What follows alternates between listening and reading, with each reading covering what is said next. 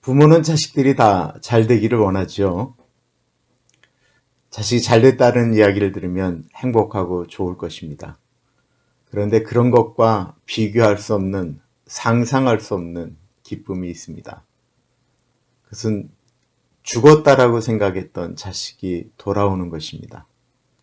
그 자식이 어떤 모습으로 돌아오든지 그것처럼 부모님의 마음 가운데 감격과 은혜와 기쁨은 없을 것입니다. 누가복음 15장은 그 유명한 탕자의 이야기가 나옵니다. 거지가 된 탕자가 아버지에게 돌아오자 아버지가 잔치를 벌이죠. 새 옷을 입혀주고 입 맞추고 그럽니다. 그러자 형이 이야기합니다.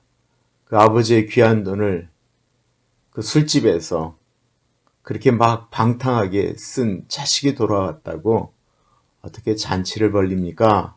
라고 이야기하자 아버지가 이야기하죠.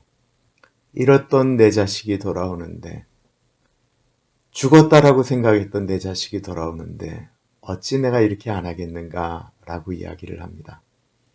창세기 45장은 죽었다고 생각했던 아들 요셉이 살았다라는 이야기를 듣는 그 야곱의 감격이 나타나는 장면들입니다.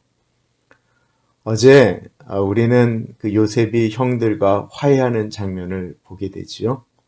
형들이 요셉을 보게 됩니다. 요셉은 형들을 보게 됩니다. 원망도 미움도 사라졌습니다. 요셉이 형들을 만났다라는 소식이 금방 애굽 땅에 퍼져나갑니다. 왜 그럴까요? 요셉은 온 이집트 사람들이 쳐다보는 정말 너무나도 사랑하고 존경하는 지도자였기 때문에 그렇습니다.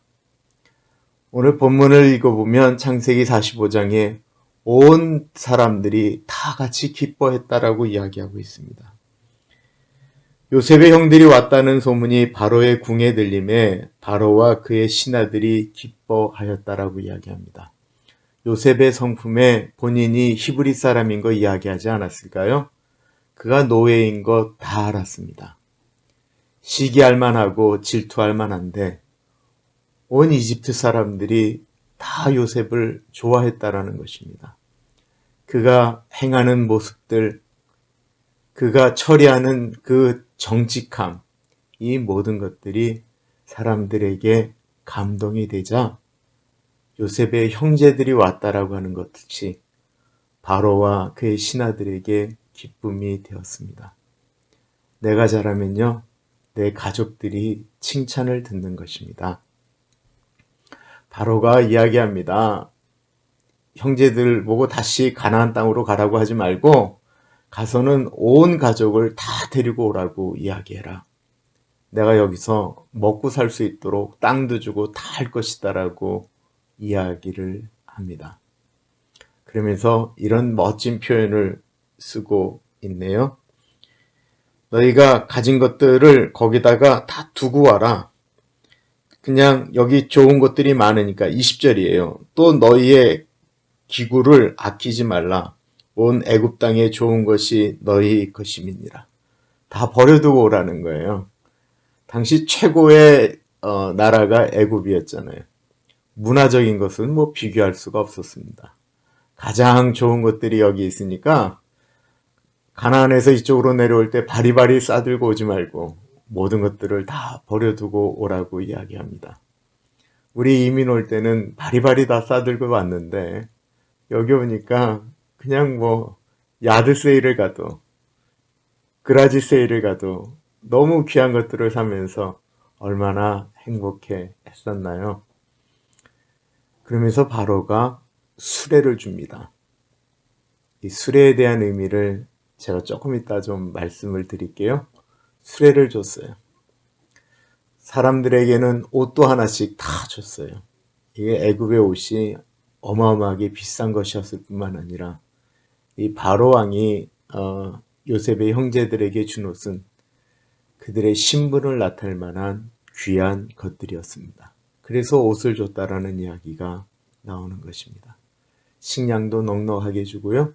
그리고 애굽의 귀한 것들을 잔뜩 사서 보내게 됩니다. 요셉이 참 솔직한 사람이에요. 나 같으면 그래도 형제들한테 다 같이 똑같이 줄 것 같은데 베냐민에게는 은 300을 주고 옷은 또 5개를 주었다라고 이야기를 합니다. 그러면서 요셉이 형들에게 부탁을 합니다. 형님들, 가는 길에 절대로 싸우지 마십시오.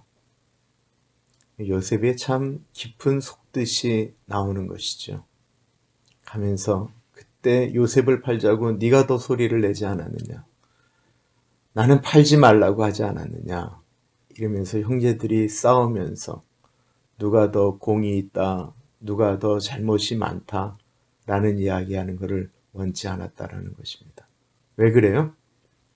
요셉은 본인이 애굽으로 팔려온 것을 하나님의 뜻이라고 생각했기 때문에 그렇습니다. 누구의 잘잘못을 이야기하지 말자라는 것입니다. 그 좋은 마음으로 가서 아버지 모셔 와봐달라고 이야기하는 거예요. 드디어 가나안 땅에 도착했습니다. 형들이 쫓아가서 아버지에게 이야기합니다. 아버지, 아버지, 죽었던 요셉이 살아있을 뿐만 아니라 이집트의 국무총리가 되어서 온 국민의 사랑을 받고 우리에게 이 많은 식량을 주었습니다. 라고 이야기를 합니다. 그런데 야곱이 믿지 않았다라고 합니다. 야곱이 무엇을 보고 믿었을까요? 바로 앞에 언급한 수레입니다. 볼까요?